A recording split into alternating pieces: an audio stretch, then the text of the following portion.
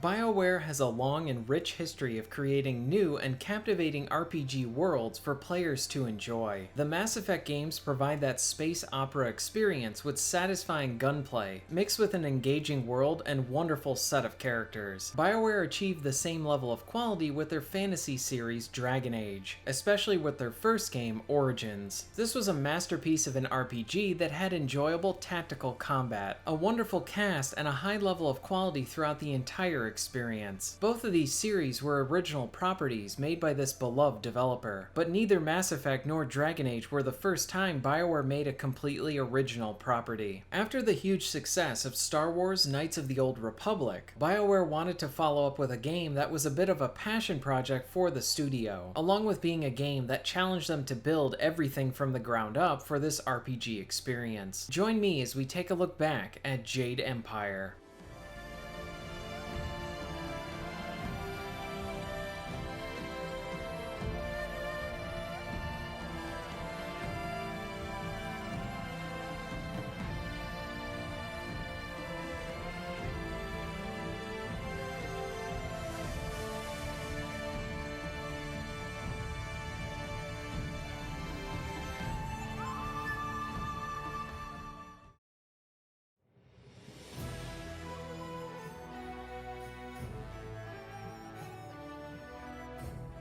During the early years of BioWare's life, these developers were making a name for themselves by creating RPGs set within the Dungeons & Dragons universe. Baldur's Gate 1 and 2, along with Neverwinter Nights, were all successful games that showed how BioWare would both make a quality RPG, along with adapting someone else's established property. This caught the eye of LucasArts and resulted in BioWare making a grand RPG set within Star Wars. Star Wars Knights of the Old Republic was a huge success, and really allowed BioWare to start being noticed by both console and PC players. Following KOTOR, BioWare wanted to do something completely different for their next project. Since the creation of the studio, they wanted to make a martial arts game of some kind, and now after a string of successes, they felt that this was the best time to give that a try. This game would be a completely new property, and the first time that BioWare would be creating a world and lore from the ground up for their game. As a result, Jade Empire was sort of a passion project for the studio. Jade Empire took a lot of influences from Chinese mythology. This meant that BioWare looked to many great Chinese novels and films for their experience. The team described it as putting on their kung fu goggles and completely immersing themselves in this style. While the developers were inspired by Asia, they did not want Jade Empire to be based in reality, but rather a fictional fantasy land that incorporated many of these influences. This connected back to what they were really looking forward to about creating their own property, was how they were making up the rules and how the world would look, sound, and its history. When they were playing around in the Star Wars sandbox for KOTOR, they had to remain authentic to the universe and use the iconic sounds from it. Whereas in Jade Empire, nothing was established yet, and BioWare was eager to play in this new sandbox. The CEOs of the studio felt that since BioWare had proven themselves with making successful games from established properties, the developers had built the foundation and confidence with their audience to present something completely original to them. BioWare wanted Jade Empire to be an action RPG with combat, exploration, story, and character interactions as important pieces to the experience. This game was going to feature a big departure for the studio in how it presented its combat. In their prior games, they used turn-based or active turn-based systems. Jade Empire would have a real-time combat system. The intent was to have it operate like a simplistic action game. The player could perform simple combos, block, and have a variety of different stances that they could change on the fly. This could mean using different weapons or even fun transformations. Chi would be an important element of the combat system, as it was the main means for the player to heal themselves, enhance their attacks, cast spells, and transform into creatures. A small element from the combat that the developers wanted to implement was the use of improvised weapons, and it would appropriately fit the martial arts nature of the combat. Since the action would now be taking place on a real-time approach, the developers opted to hire 4 stuntmen to perform all of the movements for the game, and this was all captured with motion capture technology. This would ensure authenticity to the presentation of the action sequences. With Jade Empire being a completely original and new world, Bioware felt that to enhance the immersive nature of the game, they wanted to create a completely new language for this world. As a result, Bioware hired a linguist to develop a unique language spoken by many of the characters in the game. The developers related this to other fictional languages created for other properties, like Elvish in The Lord of the Rings or Klingon in Star Trek. By creating this unique language for Jade Empire, it created an element of realism to the world. Throughout the player's adventure, they would acquire and upgrade their dragon amulet. The amulet would allow players to slot in different gems that either were found through exploration or at shops. These would increase stats, provide armors, or even abilities. KOTOR had some fun minigames to provide some fun, unique gameplay sequences that fit the world, while being something different from the main combat. Bioware wanted to implement a unique minigame that would fit Jade Empire. At one point in the game, the players will acquire a dragonfly and can opt to complete short missions while in it. These would operate like a top-scrolling arcade shooter. Jade Empire was going to take a bit of a different approach when it came to the companions. Here the player could select one of about a dozen allies to assist them in combat. The different characters will cater to how the player wants to play the game. Furthering this was how each ally could be used in a more attack or support style role. In the attack option, the ally will go off on their own and attack some of your foes. Where in the support stance, some characters may restore your health or even your chi. To keep the party members interesting, the writers wanted to have each member have their own personal interests and backstories, and in some cases opposing ideals, to engage the player from this standpoint. Players would not need to be concerned with managing or even allocating stat points to their party members. The player character would have all of the customization from a gameplay standpoint. The party members would offer different strengths, and the game would encourage the player to switch out members as the player wanted to. Party members would even comment on the player's actions during quests, adding some replay value to see the different members' reactions for the choices that you made within the game. Jade Empire would feature a great deal of exploration. The environments were not going to be vast, but rather areas that allowed for the players to go down side paths to complete optional quests. Furthering this would be a new morality system, which would contribute to different choices that the player could make and provide replay value. Along with this, the morality system was intended to present a more gray system than their previous game. At the same time, Bioware wanted some of those black and white choices in some areas of the game, as they allowed for some fun situations. Jade Empire marked the beginning for the studio to make completely original IPs. At the time, Bioware was starting work on several games, one being an original fantasy RPG, another that would combine shooting elements while being set in space, and their first one, which would be a martial arts RPG. Jade Empire would contain a real-time combat system to fully capture the spirit of a martial arts film, along with the established storytelling from a Bioware project. While this new game would be set in a completely original world, this meant it provided the team with true creative freedom to establish it in whatever way they wanted to. In April 2005, Jade Empire was released to the world.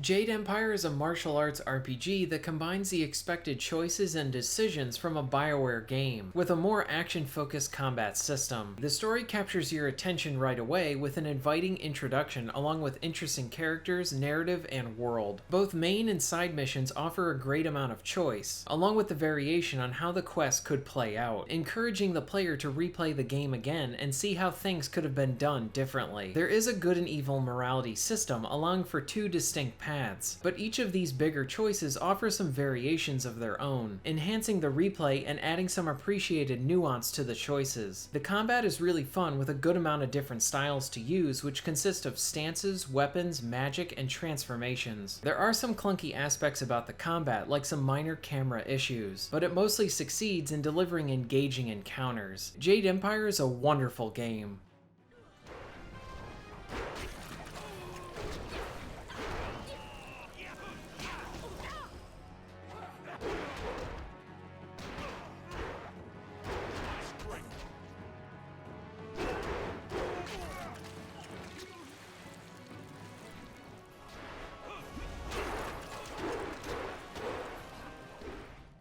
When it comes to the combat, you have a few things you'll want to pay attention to. You have 3 meters to keep track of, one for health, chi, and focus. Chi is essentially your magic power, and focus is used to slow down time to get a leg up on your enemies. It also acts as a stamina bar for your weapon-based attacks. You can perform a light and heavy attack. The light attacks will be your go-to move, where the heavy attack is most useful for breaking through an enemy's guard. If you hit both the light and heavy attack together, you can perform an area attack that will push back some enemies. You do have a few options for defense as well. You can block or choose to evade. The evade also acts as a means to zip around the combat arena. Chi can be used to heal your character along with enhancing your attacks, making them hit harder. That is the general gist of the gameplay. What makes things interesting is how there are many different styles to use and find. You can have up to 4 different stances ready to be equipped and switch to them on the fly during combat. Some stances are just focused on dealing damage, then there are others related to magic powers, some that don't damage opponents but rather are used to put a status effect on enemies. For example, you have one early on that can be used to slow enemies down. This is good for situations where you want to line up a set of attacks, and with the enemy slowed, you won't need to worry about them hitting you. Or if you are fighting multiple opponents, you can slow a few of them down and then you can focus on another enemy. Enemies affected by these support stances are more prone to heavy damage if you can pull off a combo. This usually consists of you landing a heavy attack while in a support stance, and then switching to a combat stance and landing another heavy hit. These can be really awesome and satisfying to pull off, as it will cause many enemies to just blow up in a blast of blood. Sometimes defeated enemies will drop pickups for you to use that will refill one of your 3 bars, or even make any of your attacks unblockable for a period of time. You can even use a supporting stance to set up a combo and then follow up with a heavy hit from another stance to increase the chances of the enemy dropping a pickup for you. When it comes to the actual hits and satisfaction of the fights, they are really enjoyable. The sound effects are pretty good, adding to some nice impact. You can really feel each punch with some of these attacks, especially the heavier ones. Some of the more weapon-based attacks could have used more punch, but generally the sound does a good job to enhance the action. For example, many of the fist-fighting stances are great with providing those good hits. The 1000 cut stance has you throwing several punches out very quickly, and the sound effectively sells the force of your punches as those fists are flying through the air and then each time they hit your opponent. Adding to the satisfaction is how some moves will cause you to obliterate enemies, causing a lot of blood and gore. These can be a bit more over the top and greatly increases that power fantasy.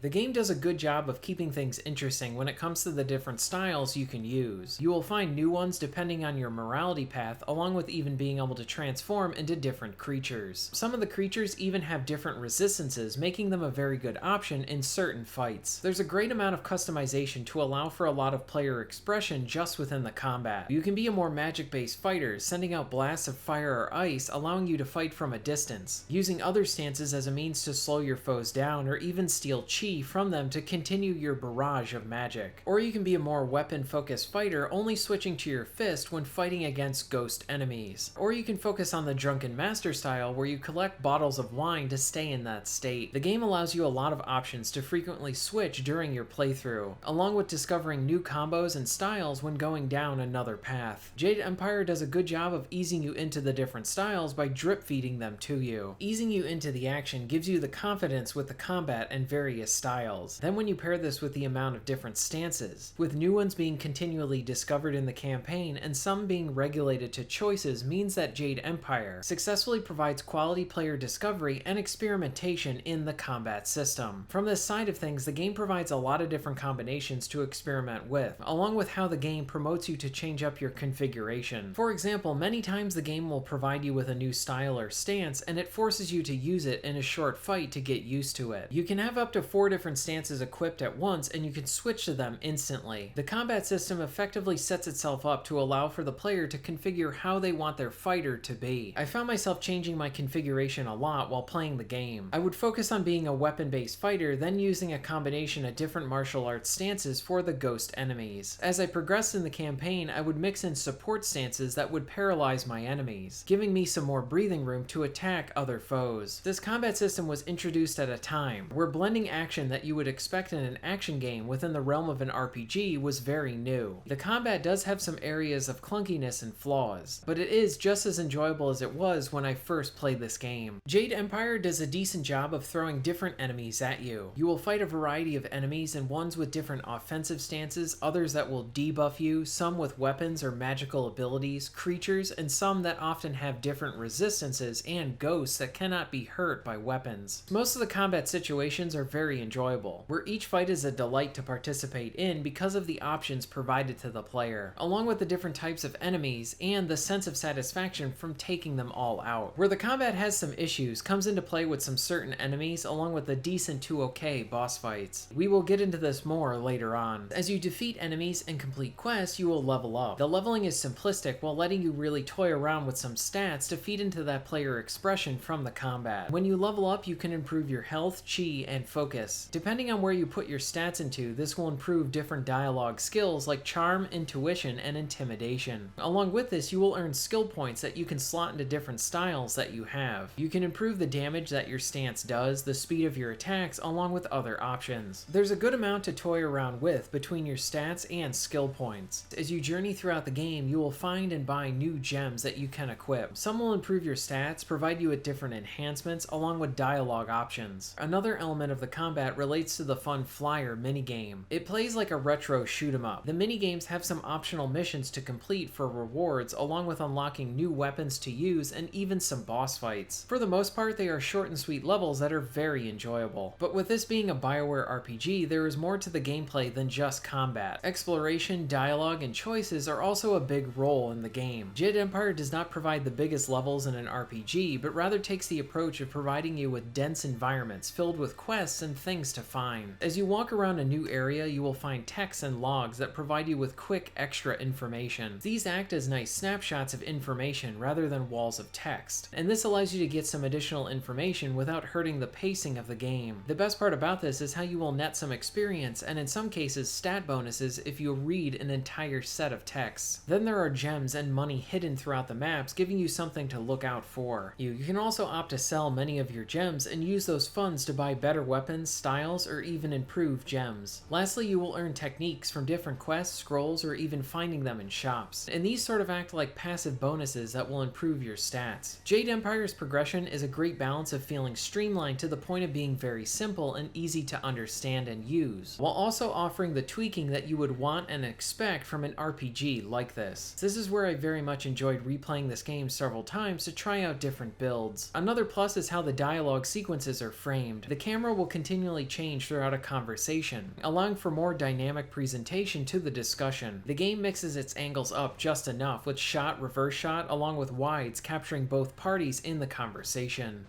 This is turning out to be an excellent day, most ostentatious indeed. I apologize if I'm using words beyond your grasp. Very few people can match either the supply or the command of my language.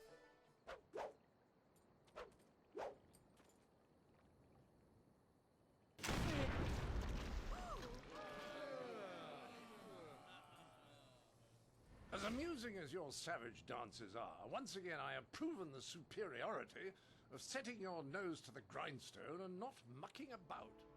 I really like how Jade Empire eases you into its world and gameplay. Right away, you get to understand the basics of the combat and how the dialogue system works. Then the game points you in the direction of the main quest, or you can explore a bit around the school. It is here you can gain a baseline knowledge of the school, empire, and other aspects about the world. This exposition is completely optional, and it's really up to the player if they want to have this information. What I liked about this is it helps to ground the school at the start, as you gain some personal information on the students along with the Empire itself. For example, there is a student from the Imperial City along with one who guards the main gate, and both offer two different perspectives because of their rank and background. To the game's credit, the writers get a little creative with the exposition, where you will meet one student who is of lower rank and then you can opt to test them if you want. This allows the player to essentially ask questions to the student about the school or world, and this is all facilitated in an optional event that would fit this situation. In the school is also where we will learn about the game's morality system. The game has two paths, the way of open palm and the way of closed fist. The game presents this as a bit more of a nuanced system from the two dominant paths in the world. In practice, this essentially is a light and dark system similar to what was found in KOTOR. The path of open palm means that you will consider other angles, along with stuff taking much longer to complete because you do not make snap judgments, while the path of closed fist is more aggressive and about easy achievement. What I liked about this bit is how this sort of acts like a lesson that gets a practical application in this first area. For example, you will find a lion statue in Master Lee's room. When you place the corresponding colored statues in front of the larger one, you are given some advice along with a choice. This nets you with a coin, but you do not know what to do with the coin at first. You can also opt to destroy the altar to complete the side quest quicker. With some exploration, you find that you earn something that you can attach to the lion statue that you needed the coin to unlock it. If you choose this option, it results in earning a different technique that you otherwise would not have had if you destroyed the altar. This whole thing acts as a small lesson that reinforces the point on how the morality system works, and it's a good example of how many of the side quests will work in the game as well. It is important to note, for the most part, the morality system first tells the player that there is going to be more than just being a light and dark system. And while there are quests that venture into this territory, many of them feel more rooted in a simple use of light and dark. While in practice, the morality is not as consistently deep as the developers may have been striving for, the quests, choices, and variations of being good and evil keep things very interesting. You will encounter plenty of interesting choices within the main quest. Early on, there is an entire section that takes place in a forest. You encounter an odd individual and you are attacked by a fox. Later on, you meet some more odd people at an inn and you find out that they want you to get rid of the foxes. Now this quest gets very interesting pretty quickly and can change depending on how you play it out. If the player talks to the cook at the inn, you can press him to learn a bit more about the people there. When you talk to the leader again, this will prompt them to show their true form as cannibals. You can opt to attack them here and eliminate them, or you can choose to work with them as you fight to defeat the foxes and they will pay you for it. Now, if you do not talk to the cook, when you eventually go to the fox's home, their leader reveals that the people at the inn are cannibals and are controlled by a greater evil below the inn. If you choose to kill the foxes here, you can return to the inn and collect your payment, and then leave the forest without ever going to the caves in this area. Or you can kill the foxes, opt to kill the cannibals as well, and infiltrate the cave to destroy their true leader. Or if you're playing a more good route, you can work with the foxes to defeat the cannibals and the enemies in the caves below. What I really liked about this is how it isn't simply a choice of good and evil. Yes, there are two distinct paths, but these paths have some branching elements to them, making it very interesting when playing and replaying the game to see the different variations of those outcomes. This also allows for more freedom in the role-playing within this world. This creates choices that feel more curated by the individual player, rather than being so rigidly a game about two paths. Plus, the good paths usually involve some engaging diplomacy, where the evil path has you manipulating different parties and can be pretty humorous as well. And just like the previous game, depending on your choices, you may find yourself in situations where some of your companions will try and fight you, or a known enemy becomes a new companion. Jade Empire has interesting choices with engaging consequences. Sometimes they will allow you to diffuse a conflict between two parties, manipulate someone into doing something that you want, and others are just darkly funny. Leave me alone. The ship is trapped, I'm trapped, and wine is all I have.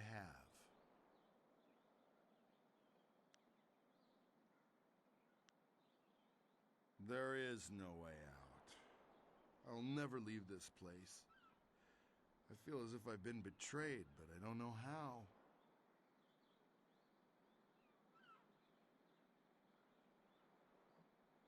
The merchant? No, I don't think so. I can't kill him. I don't even know if he did anything.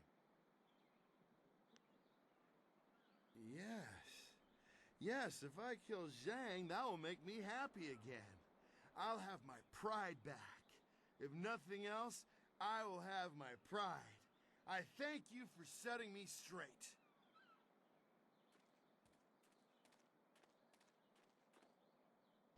Zhang, this is it. kawaii ia a ithi no nahipi no faitea.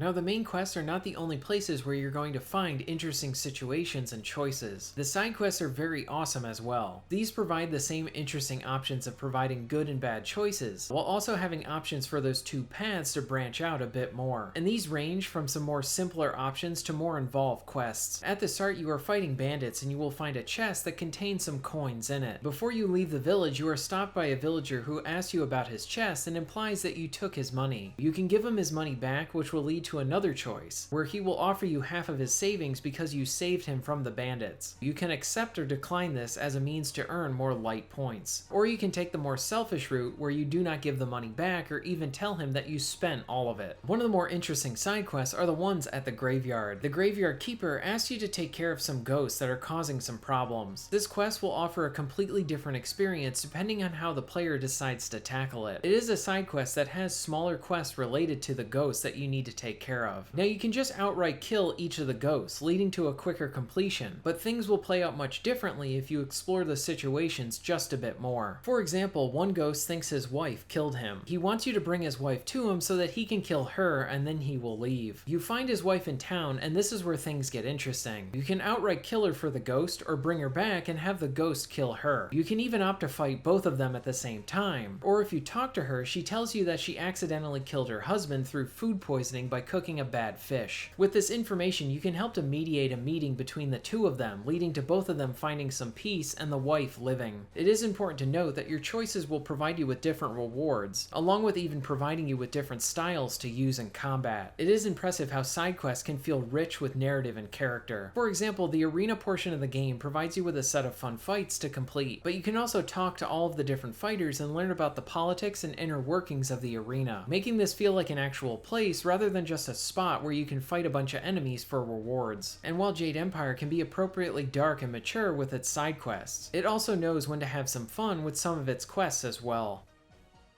Gone. She's gone. They took her away, my beautiful Fen, my flower of the fields. Please, my name is Hing, and you must help me. My Fen is so delicate, she will chafe under a bandit's yoke. Fen, you have come this far for Fen. Did Hing send you here without even mentioning my name? Oh dear, this will be unpleasant for someone. Present her to you. Fen, come!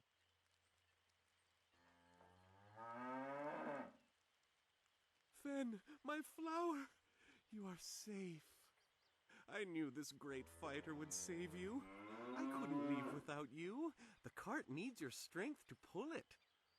I am safe as well, Hing. Or did you forget I was missing? Oh, there you are, my dear. I'm glad you did not come to harm. But you are more concerned about the ox, I see. Yes, dear. Do I have to slaughter that thing for you to show me some attention? No, dear. Are you lying again? No, dear. Are you listening to me? No, dear. The main story itself is really awesome and a great example of what you would expect from the golden age of Bioware. The game starts off with you at a school learning that you are part of a group that was wiped out, and before you can really start your main quest, your master is kidnapped and your village is destroyed. Most of the game features the player on a journey to rescue their master, and along the way they learn about the mysteries from their past. What helps to keep the story interesting is the main villain along with the other party members that you meet along the way. I really enjoyed the cast of characters that will join your group. Dawnstar is charmingly sweet and a headstrong do-gooder of the group. Black Whirlwind provides a lot of humor while also getting a nice emotional quest that deepens his development. Sergacious Zoo and Silk Fox are two of the more interesting party members. Zoo has a dark past and much of the game is him working to repent for his prior actions. Silk Fox is a princess that is trying to help her people and uses her position to better the Empire. I love the entire cast and each of them get their moments to shine and are worth talking to. Do not expect an extreme amount of character development for each of the characters with long, elaborated arcs, but rather an interesting group of party members with a good amount of development and each bringing something unique to the group. Something that I really enjoyed about the story is how there will be moments where the party will bicker and argue, really selling how these are a bunch of ragtag heroes trying to work together. And at the end, it's really awesome how there's an entire section where we see our whole party working together to try and stop the opposition. It is also here where the game lets the player control different party members in their own parts in the final battle. It is satisfying to see all of them come together and try and defeat this threat. From a story side of things, the narrative is rich in both the main and side stories along with the engaging companions. To the game's credit too, many of the side characters and individuals that you meet during the side quests are fleshed out as well. Jade Empire's structure is one that I greatly enjoyed. The first 3 chapters are the longer ones within the game, and this also allows for all of the side missions. The game starts wide and then becomes more and more linear after chapter 3 till the end of the game. Jade Empire is also a game that does not overstay its welcome while providing a sizable amount of content to enjoy, and making you want to replay it again and again. This is also one of those games that I feel the pull to come back to immediately after completing it. Bioware did a great job of striking the right balance between the story-focused dialogue parts with the action. Jade Empire is a truly excellent game and one of my personal favorites, and there are some areas of improvement that I want to discuss. I wish that there was more customization options when it came to your companions. I do like how many of them provide you with both attack and support options, but these could not be changed during the fight, and had to be set prior to the encounter. Along with this, I wish that the companions gained experience and leveled up as well, allowing you to personalize your entire team. While the game lets you control the camera in the fights, it can get hung up on the different things in the environment, causing some frustration. Generally, I enjoyed the regular fights, but many of the boss fights were not that interesting, and really didn't do anything new or different to make the fights stand out mechanically. I really enjoyed the blood and gore within Jade Empire, but it was also a bit inconsistent, especially when using weapons on if this would trigger a head to pop off. The blood effect is really awesome, and I wish it happened more often. I personally hated the ghost enemies that would send out magic blasts with some homing in onto the player. They damage both your health and chi and can honestly feel like the cheapest enemies in the game at times. There is one situation in the tea house where you're able to break a table and use some improvised pieces of the table as a weapon for a limited period of time. In all the times that I have played this game, I have not found another location that allowed me to use improvised weapons. Maybe I missed the other locations, but either way, I wish this happened more often because it was a really cool mechanic. My last comment really relates to a more personal request, but I wish that Nathan Fillion was used more as a party member rather than one of the first villains that you fight. He is a great actor with a wonderful sense of humor, and I wish the game used him more here. Many of the issues that I had with the game were noticeable, but nothing that ever got to the point where it ruined my experience. Before we move to the conclusion, I want to mention the soundtrack. The soundtrack is absolutely awesome. Whether it is from the engaging battle music to the tracks more fitting to the epic moments, or even the ones that just enhance the emotion to the scene. Here are a few tracks from the game.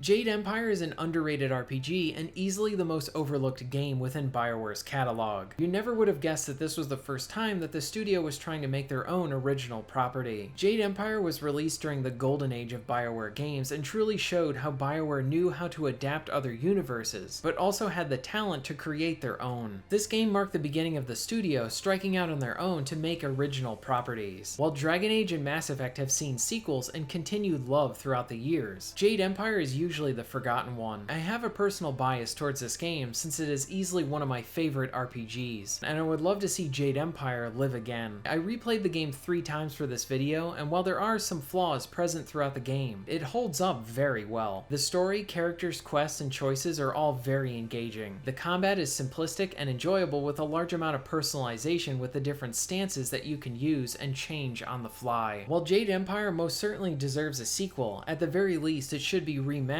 and re-released on modern systems. This game is a wonderful gem in Bioware's history, where they can honestly do no wrong and were making a hit after hit. Jade Empire is easily one of my favorite games, and I highly recommend it. Thank you very much for watching.